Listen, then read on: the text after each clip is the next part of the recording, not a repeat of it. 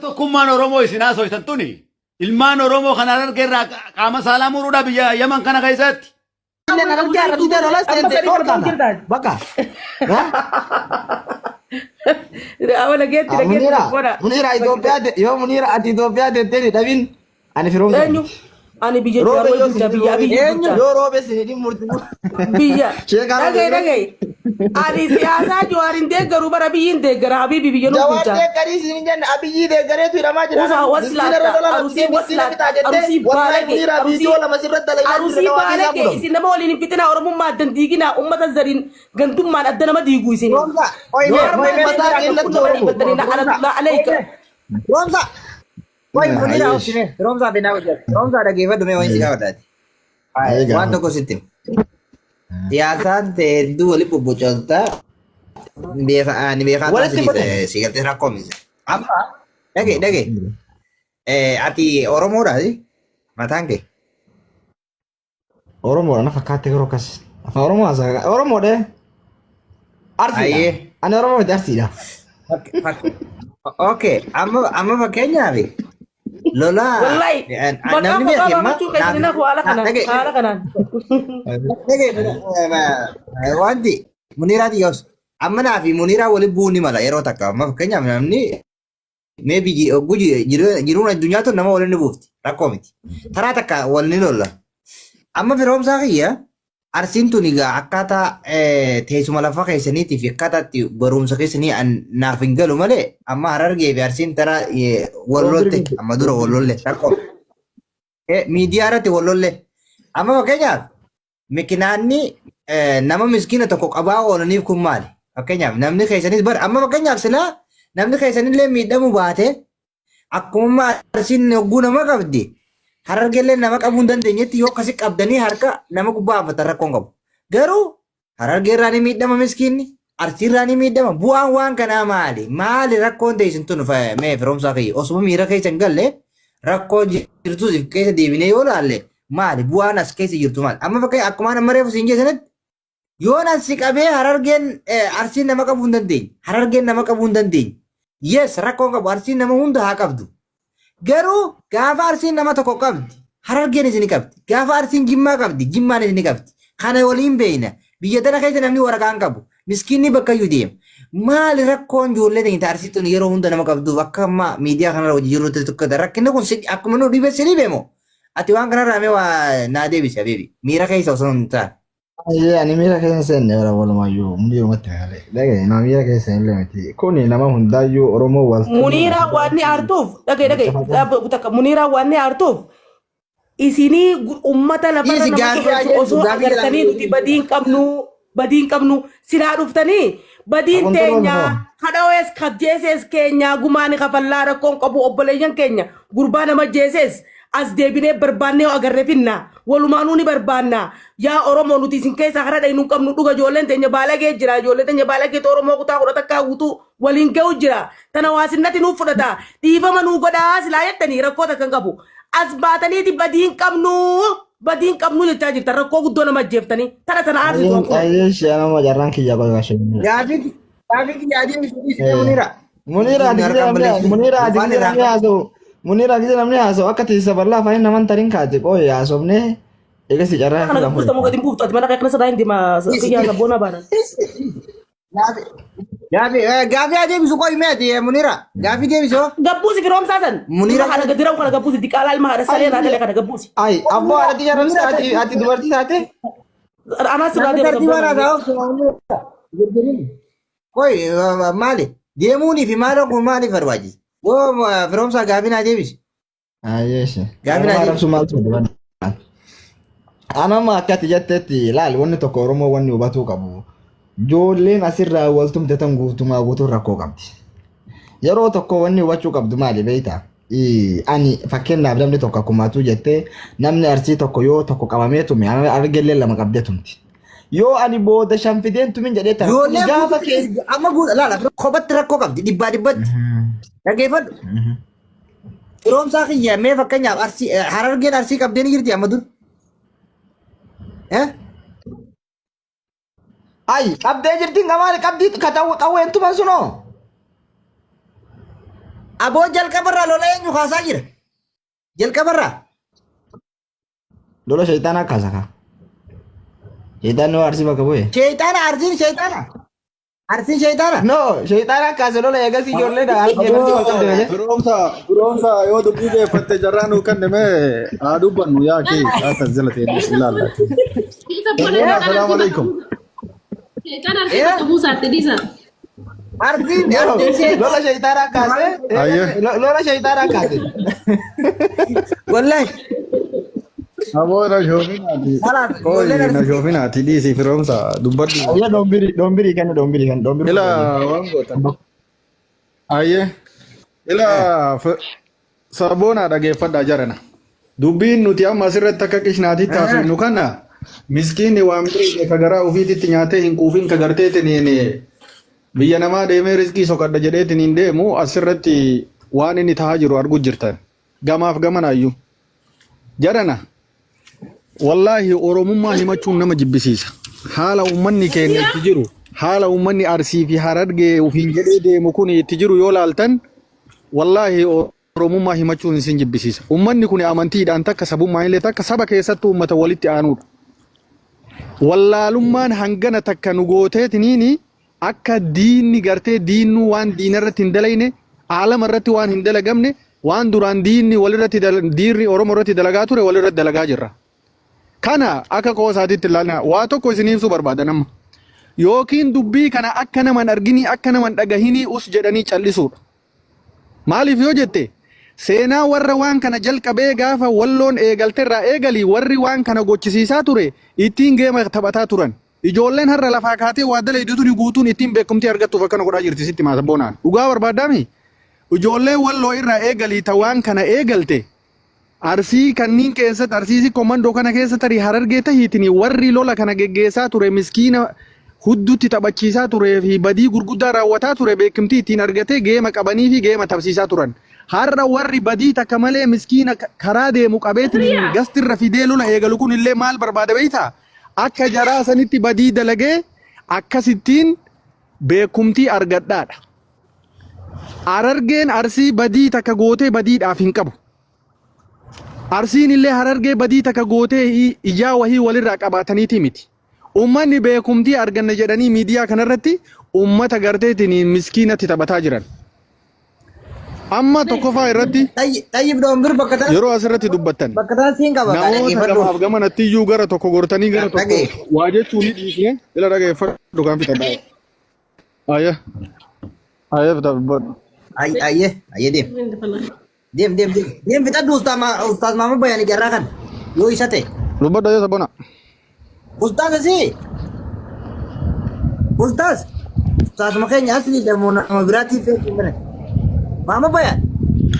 Shabakaan kiyya moo isaati mas. Ayyee dubbadhu ati Doombir. Yaada dhageeffadhu.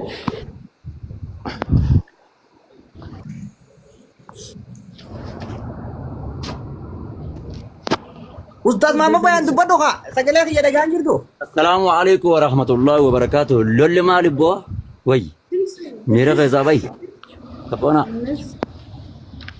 Ayyee dhiifama mangistee. أيه ونين جاكي وربا Ayyee ila dhageeffadhu sabona wanni amma deemamaa jiru namni arsii yookiin namoota iyyuu arsii yookiin Harargeen ergatteetiin badii ilma Oromoo irratti naa dalagi jetteetiin ergattullee waan jiru natti fakkaatu ani yoo millee taanaaniini. Gara lamaaniyyuu badaadha ani ka jedhu Aboosa Maamad Bayaan jiru nurraa dhiisi. Yoo dubbatan dubbadhaa yee maalas. Doombiree isaa dhufe badaaya. Ustaaza jarraa fudhu. Doombiree shabakaa. أيه أما نيلا كمامي Yaa doombiree. Amma dubbad. أما نيجرا متي ساقلين Sagaleen kee ni jira dubbadhu. أيه رجع بودنا السلام عليكم ورحمة الله وبركاته Waalaikum salaam warahmatullahi wabarakatuh. إيه دم يولي يورماتي تورقتا جرتنا irraa ilaalchisee haalli nama dhibe wallaa akkaataan adeemsa ammatti jiraniiti. Eenyudhaatti dura miidhe eenyudhaatti dura badii qabaa namoota siman achi ilaallee sheekotaa fi ustaazonninis warri waa barsiisu ta'e warri gartee gaafuma ijoolleen lubbuu wal baaftee gaafa awwalaa san dhiisanii akka ijoolleen tun ganaa isa yoo arsiin badii qabaatte arsii si namni awwala jalqaba lola bane taa'i jedhanii yoo adaba biroo osoo itti miraan katee lammuu deebanii hayyeen jedhan lakki ati harargee yoo harargeen tun jalqaba arsitti kaate taate silaa waan kanatti godhan ture lammuu ijoolleen walitti hin deebitu ture lammaffaa maatii biyyaadhaa in qaba inni asii ilma namaa miskiina kanin dalagadha jedhee tumu kana haadha fi abbaa qaba. Haadha fi abbaan ilmoon haadha fi abbaa obboleessa ilmoo namaa nurratti hin tuqin dalagataa biyyaa bate qoy abadan arsiis taatee namaa duuba jira malee lafa kaatee nama tuqu quba qabaadha. Lammaffaa harargees ta'ee yoo haadha fi abbaan irraa dhoorguu baatan ilma isaanii kana gorsuu baatan namni haadha fi abbaa hin sodaanne durumaanuu mataan isaatu kanuma biraati. Kana quba qabaadha. Kana yoo dhuguma walitti himnellee irra wayyaadha bar. Yaa obboleesso inni arsiidhaatis ta'e inni harargeetis ta'e miskiina karaa deemu tuquu baattatanii isuma badii balleessan maa manatti ittiin dhayne. Maali kanuma badii balleessan sila achi as baasanii raggaxuudha. Naman an beeku wallaahi nama biyyatiyyaa garaan na dadhabatee waan godhu wallaalee ofirraa dhiis. Wallaahi miskiina gartee abbaa hin qabne yataama abbaa hin qabne hoggaa itti taphattu yaa akhi sadarkaa tana rabbi sodaatuu dhabu jechuun maali rabbi hin sodaattanii isin subhaanallah. Hundaafuu guyyaan ja'azaadhaan ni jira waan ta'eef fuula rabbiitti itti wal ga'uun keenya hin oollu. Isin ijoollee warri harargeedhaa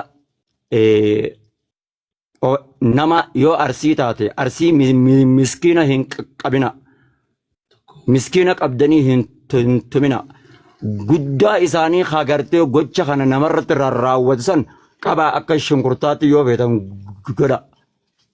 Hangana isa harargeeti yoo taate guddaa kanama qabee miidhusan qabaadhaan raggaxaa malee miskiina qabdanii hin tuqina. Miskiina hin tuqina piliis dhiisaa miskiinni haa dalagatu. Maali boo miskiinni waa takka isin tuqaa hin jiru miskiinni haa carraaqqatu. Hawaan keessan miidha hawaan keessan kadhatee isin kabale nama isin kabale san irratti gocha raawwadhaa malee. Kun kana kanaaf warra haadha fi abbaa hin qabne warra haadha fi abbaan qabatu. Nam bitadhaa obsi walumaan beena nutis warri sheekota eenyu dura lola eegalee awwala namni dura lola eegalu waa hunda keessatti ijoolluma arsiiti. Kan lola namatti banu ijoolluma arsiiti. Nam bitadhaawati caalaa sabboonaa qabadha. Nam bitadhaa obsi. Dhuguma walitti irra wayyu. Amma namni sheekaa fi sheekeenis yoo dhuguma san himne namni dura lola gartee namatti bane eenyu jettee yoo ati gaafatte amma inni beekan isaanu solumaan miidiyaa kanarra as jirraa miti eenyu namni nama karaa deemu dhagaatti arbatu.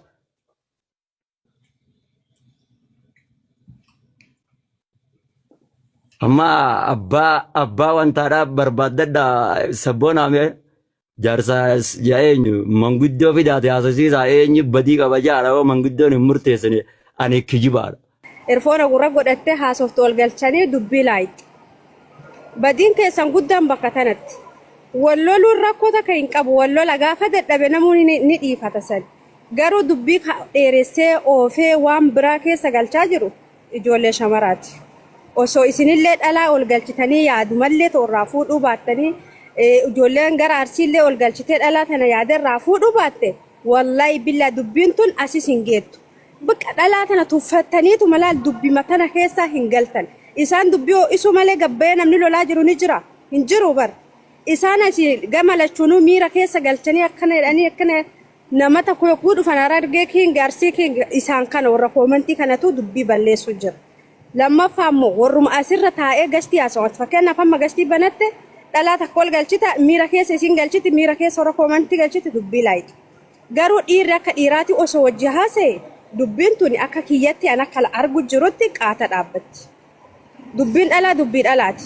Dubbatteellee waan takkan fidu dubbii ho'isuu fi waa walitti naquu malee. Osoo ijoolleen hundi gara Arsiitiif Harargeellee yogguu mana isaanii banatan dhalaa tana laal achuma gadhiisanii barbaadan wal qabanii barbaadan wal dhiisanii barbaadan yaada asirra wal arrabsanii dhiiraaf dhiirri yoo haasa'e ahla wasaalan. Kaza wucci dubbiin dhalaati akkuma laaqaa walitti laaxeetuma dubbii hunda kaanis haaroma fiddee deemti bira. Antana isiniin jechuu fi galatooma.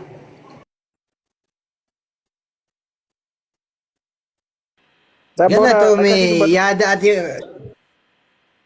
baatee Jookar Korgaala.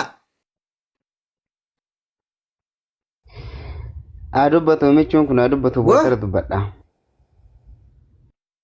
Dubbadhu dhaafi ati gaafinti gaafi shamarraniiti baatochi of naafirra yin fitadda. Naafi lola kana kan duree eegale ijoollee teenya si komandooti jettamoo ijoollee Harargeeti jetta akka miidiyaa fayyadamtutti akka yaada kanatti. Ijoollee kan dura eegale ijoollee Arsiiti garuu ijoolleen Harargeellee rakkoon amma ijoolleen gugurdaan amma namoota akka jaalannu dubbii oowwisaa ka jiran ijoollee Harargeeti. Garuu tawoonna kana eegale ijoollee Arsiiti. An akka laaluu jirutti jechuudha. Miknaatuu namni tokko yogguu taphatu taphni sun maal akka ta'e itti mul'atu booda yoo deebi'ee of laale malee. Lola kana eegalanii garuu fakkeenyaaf Kadir Martuu jecha yogguu waa darbatu miira keessa yogguu ol galchani dubbiin babal'ataa deemti. Barbadiin namni kun akkana jechuun bar namuun hin sodaatu. Ijoollee Arsiittu eegale. Eegalanii booda maaliif namni biraa dubbii oowwisaa deema. Bar namni ani waa balleesse anatu balleesse jalqabeedhe waansa ofitti fudhadhe badii tiyya yoo nan murani fudhachuus baadhu okee jedhe jal'iseetiin hin jiraatu. Amma dubbii oowwisuu irratti yaa galatoomii qabxii gaarii kaaftee yaadni kan yaada gaariidha. Dhuma irratti dubbii oowwisuun sirrii miti bakki jettu sirriidha. Akkas yaa dubbisu galatoomii dumaashii teenya akka bartee jettaati. Michuutti foofi.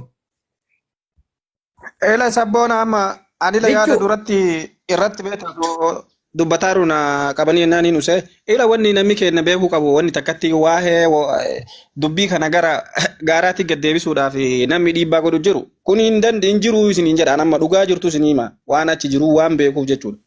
Sigale waraana gaaraa taate waraana Harargee fayyadamee bosona wanta Harargee naafi wanta kadeensa. Itu murada ko manni mana keessatti asii dubbatta gurbaa Arraa namaa kenna arraa qabadhu arraa kee eeggadhu afaan dubbanii arraa kee eeggadhu arraa eeggadhu hin dubbanne nullee maal afaan bana sabboona meentu murada waraanni gaaraa suuta dubbadhu kan muniraati maal dati ila miira keessa bayi munira waraanni gaaraa warri waraana gaaraa irraa wanni fakkeenya namni keenya hubannoo hin qabne ijoolleen keenya ka Harargeellee ka obboleeyyan keenya ka biyya Suudi Arabiyaa keessoo jirtan kun akkanumaaniin afuufina annu game isin hima wallaahi waraanni gaaraa wanni isin wali oofta wayituu hin jirtu Harargeenis ni jira Arsiinis ni jira kutaan Oromiyaa warabbul kaaba waraanni gaaraa kan jirre hin jiru ansi hima dhugaa jirtu wanni wali ooftu waraanni gaaraa ka gaara sii qabu wayituu hin jirtu lola as keessaa dhaabi miskiin naa jiraati. Waa'ee waraana gaaraa inni dubbata. Mucuu waraana gaaraatti dubbachuutti hin jiru bannuti. Waa'ee waraana gaaraatti akkana dubbatanii jiru. Nuti waa'ee waraana gaaraa dubbachaa jirru. Kan jira cufuufi duratti kaaftee munira kaasee dhiisan achuma dhaabuu fi waan dura irra dhaabbadhe irra ka'ee bara sii galee lubbu dura achirra dhaabne saniif sii tuqe. Kana dhaabuu qabaa namni kenna.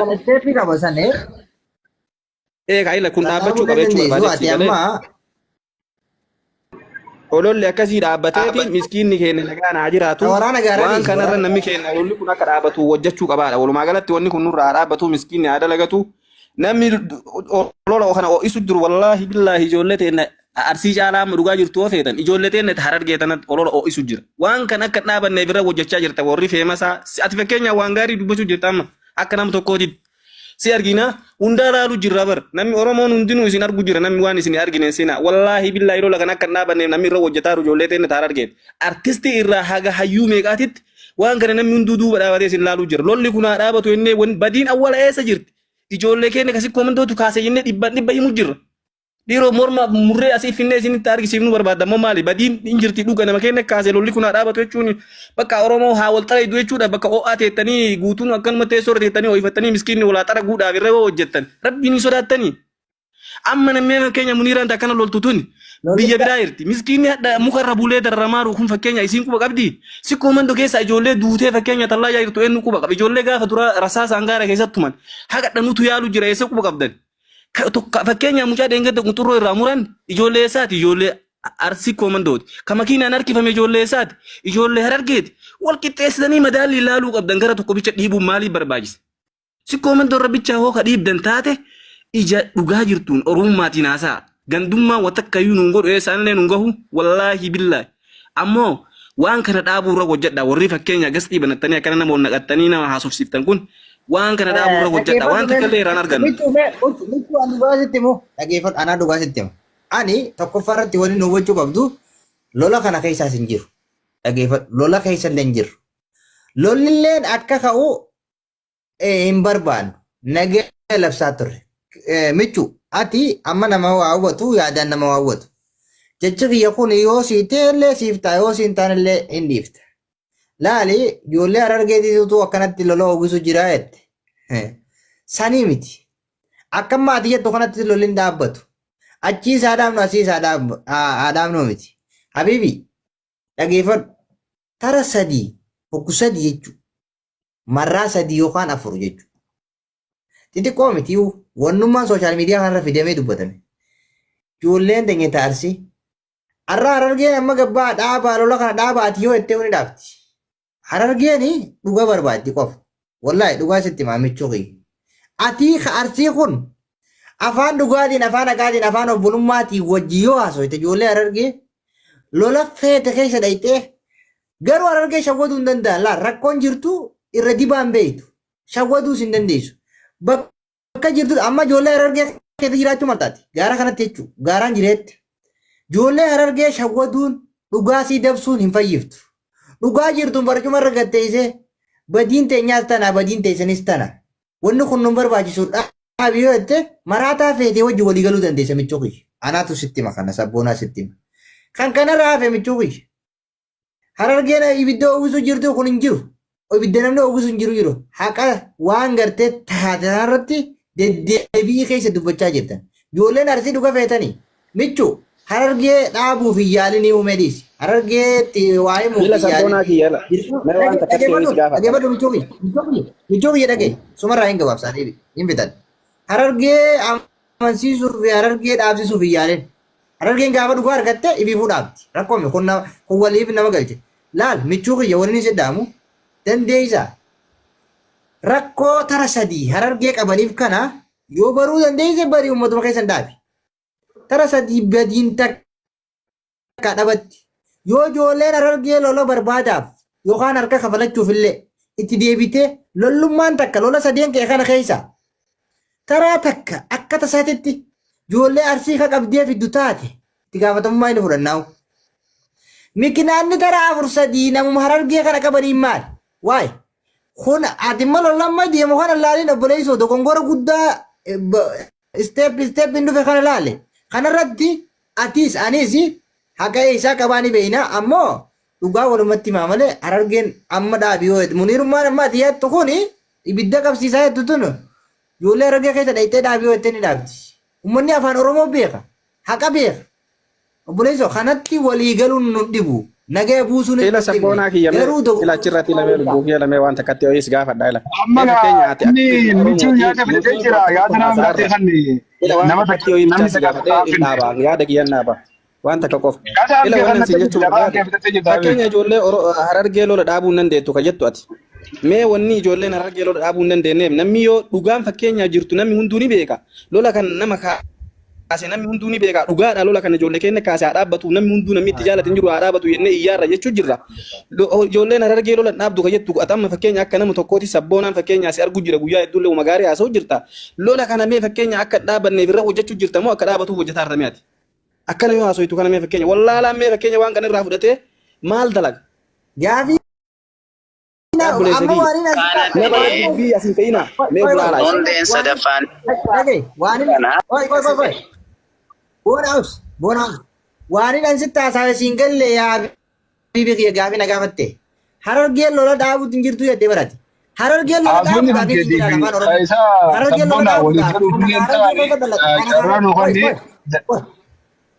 dhagee waliin galchaafi takkitoota naan galchaafi amri jedhe obsaame walumaaf gala laal michuu kiyyaa afaan oromoo adda adda nu ta'u waan namni jedhu kana hubadhu harargeen ati arsiidha amma arsii matta jookar arsii nama ijoolleen as keessa jirtu arsii harargeen tuni si anaa miti dhugaa barbaaddiin siin jela harargeen jalqaba irratti waa dhaabuufis waa dubbachuufis dhugaa wajji haasoyta akka kaane shirshirriin bee dhugaa siisa yoo lafa keesse ati arsii hamma muniiraan sitti siin loltu kuni dhayitee dhaafisuu ni dandeessa harargeeti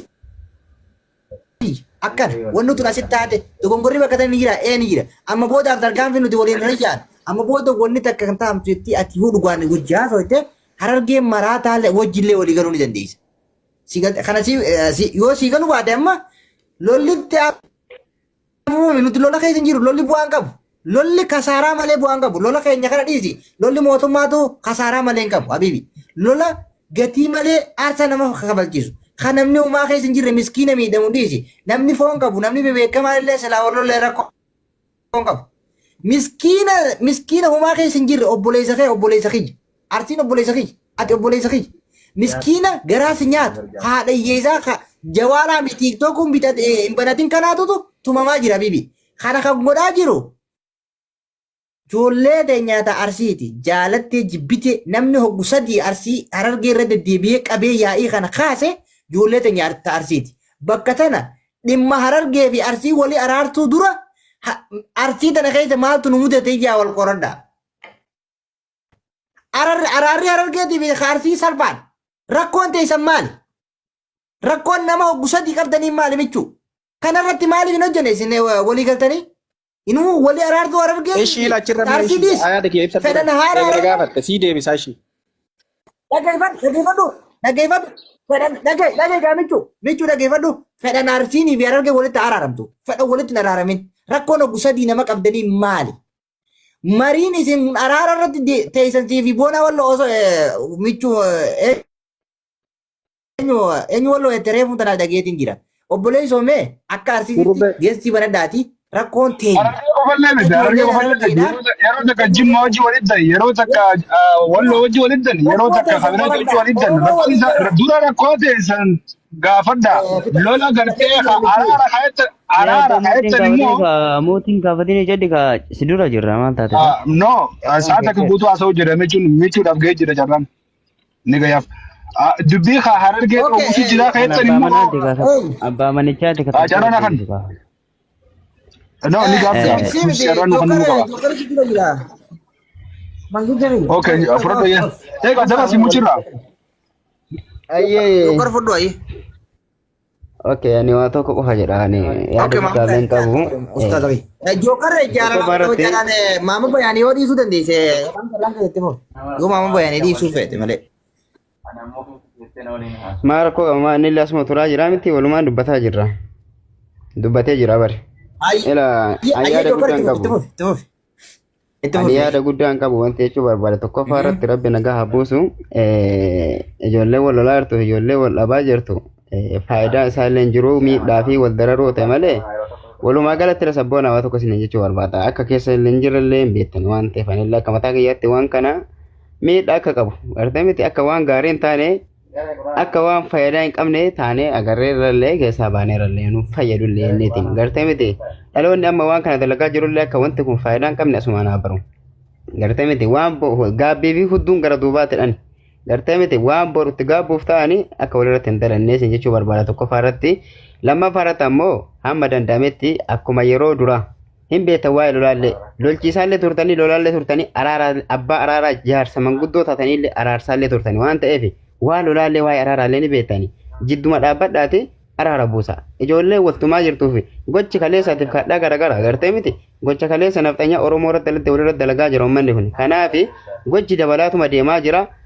akki kaleessa salphaa miti akki ammaa kun baay'ee ulfaataadha wallaahi akka zabana nu keessa ruusanii miti ulfaataadha abbaa ammaa kun kanaaf hamma dandametti jidduu lamaan dhaabbadha kanallee eenyu kaasee kana kaasee dhiisaati ijoollee wal dhabaa jirtu araara buusaafi hin dandeettani manguddoo caala sheeka caala ijoolleen kun hadhasinii dhageetti warra miidaa gubbaa jiru kana gartee miti ta arsiillee ni beetta sabboona ta harargeellee ni beetta jidduu kana dhaabbattanii ergarraa dubbatuun keessa hin amne ergarraa dubbatuun keessa hin oolle jidduu lamaan dhaabbadhaati ijoollee gama sanii nama qabdu ta gamanaallee nama qabdu fidaa araara buusaatti nama miidhame haa yaalamu gartee miti